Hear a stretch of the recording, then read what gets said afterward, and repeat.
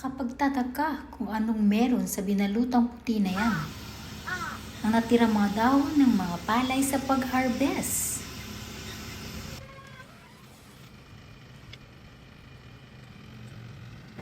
Ganito ang paggawa ng pagbalot ng damong ito.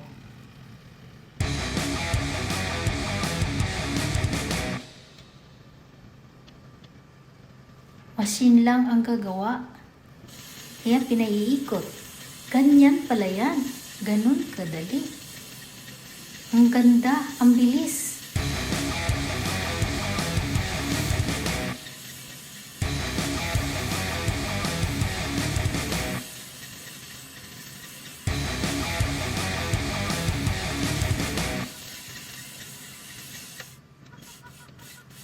Ayan na. Pagkain pala ng mga baka, iyan. Preserve muna nila para may pagkain ng baka nila.